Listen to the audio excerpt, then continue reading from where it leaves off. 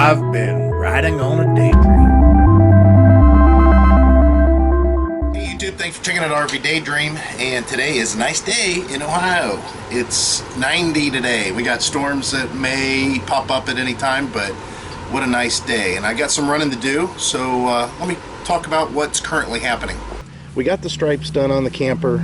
If you guys talked with us in the comments, we were deciding on something to do with the doors, just to help with the reflective quality. So you can see the stripes that are on the metal part kind of pop a little bit because they have different contours to them and the light reflects off of them differently.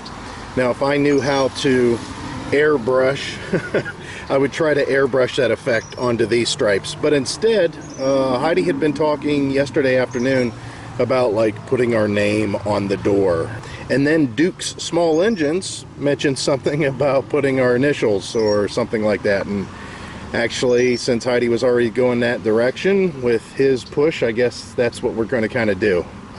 We'll find some kind of scrolling or something to put on the door, make it a little bit nicer. We're going to have to paint, you know, from the stripes down and cover all those appliances, but other than that, the stripes are done. Here's a free bike that we got. I went ahead and had to buy crank bearings for it, and I installed those yesterday. Heidi rode the bike. She don't feel comfortable on it, so of course we'll sell it.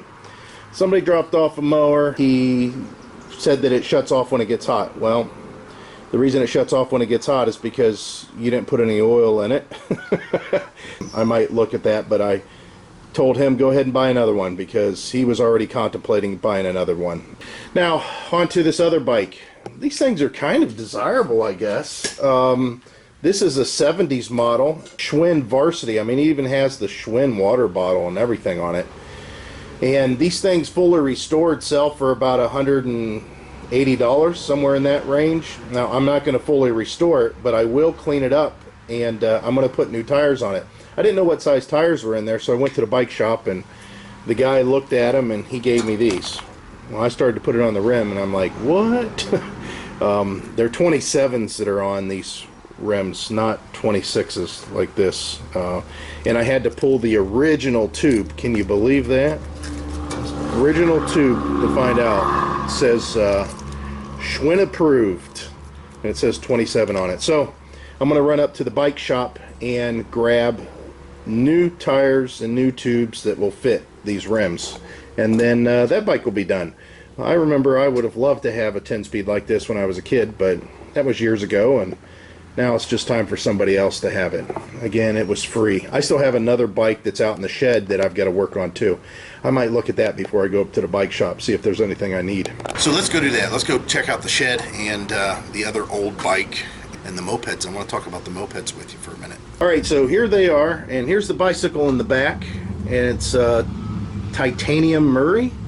I'm going to clean that up. Doesn't look like it needs much. I guess I don't need anything at the bike shop. And the other bike in the back, that's my son's. We got that at an auction with a pile of string trimmers. I think I paid $35 for everything, and he's been riding that for years. It's a pretty nice bike. It's got front suspension and of course that mid suspension system too, and he likes it. He rides it.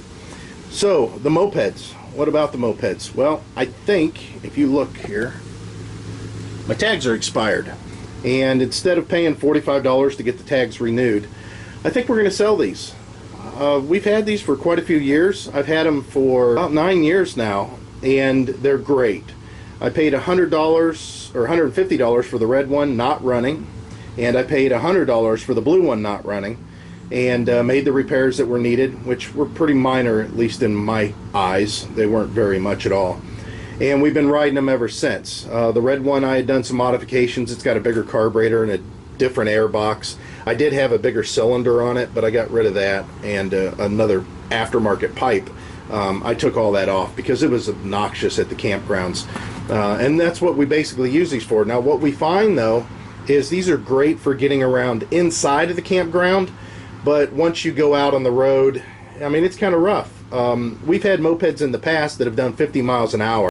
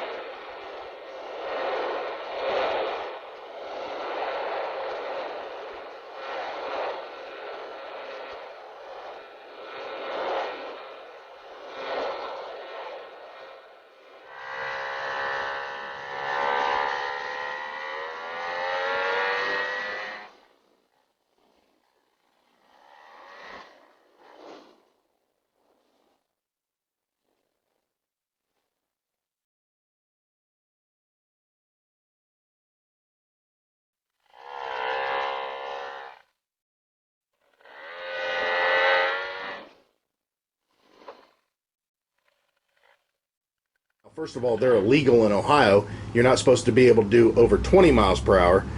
But I had one that did 54 miles an hour with me on it, and then Heidi's did about 43 miles per hour. Now those, when we went out on the road, it wasn't so bad. Once you got them up to speed, as long as there wasn't a lot of hills, you could stay with traffic pretty well. These though, the blue one, it tops out at 20, and the red one probably does about 28, somewhere in that range, which is fine for the campgrounds, but once you're out on the road, it's no good. And of course, when we went to Put-in-Bay, we rode all over the island with this.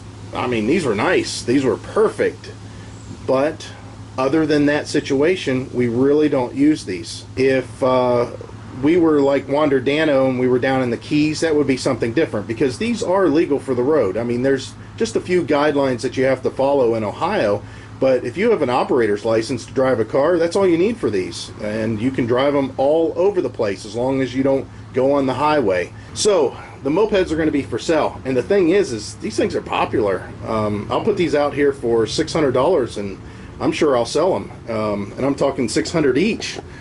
Even got a trailer. Remember this trailer here that goes behind this one, so we'll have to see how that works out. Let's go ahead and close this shed up, lock it up, and head to the bike shop, and that's what I'm going to be doing. All right, guys, so I've already changed clothes because it's a wonderful day. It's nice and humid and hot. Like I said, 91, and the dew points are way up there, so just being outside, it's really humid. And I'll show you a little bit of what I got done today. This mower, I did a little finagling with it and got it to run. Yes, I said it was seized up, and yes, the motor is junk, but there are things you can do to make it work, and I did those. I don't like doing it. Basically, the bearings inside these engines aren't roller bearings or nothing like that, not on these cheap ones. But what you do is the bearing, the aluminum, gets soft when it gets real hot, and it basically grabs the crank. And so what I do is I put fresh oil in it, I break the engine loose, and then I just pull and pull and pull and pull with carb cleaner being sprayed into it, and get it to run, and then leave it run for 45 minutes straight. Usually what happens is everything gets hot in there, and that aluminum reforms itself. Where it's grabbing the crank, it wears itself out, and then you have an engine that will start and run and do the job, but it's not in the best of shape. I'll show you what I'm talking about as far as doing the job. You can see where I mowed over here, and it did a good job. It has self-propel, it kind of works, but I mowed all the way across the back of the yard, and then all this with that mower, and it worked just fine. And then I let it run for about another 20 minutes, and all was good. I got out my trailer. You can see it's portable. This is the way we can pack it in the truck whenever we take it, and those wheels just snap in. They don't require any tools. Kind of cool. But I made that out of a kids trailer, and made it to where I can pull it and put stuff on it. And there's the two mopeds. Again, I haven't cleaned them yet. This bicycle's the one that was in the shed, and the back rim's bent real bad. I'm going to have to straighten that by pulling the spokes, I believe.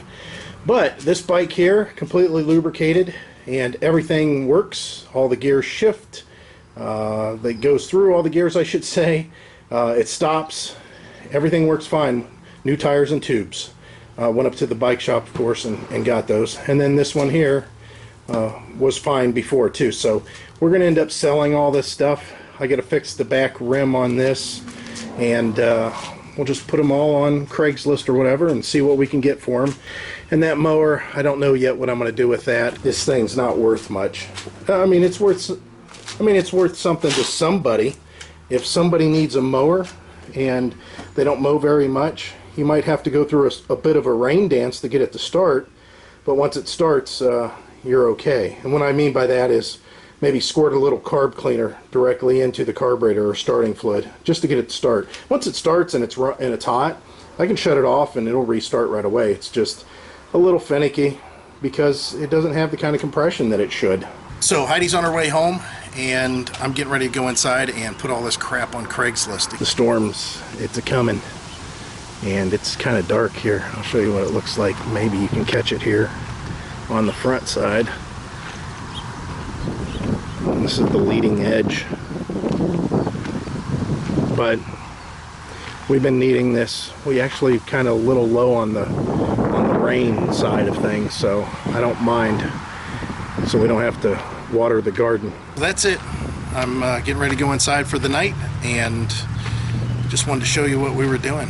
As always, I hope to see you out there. Bye.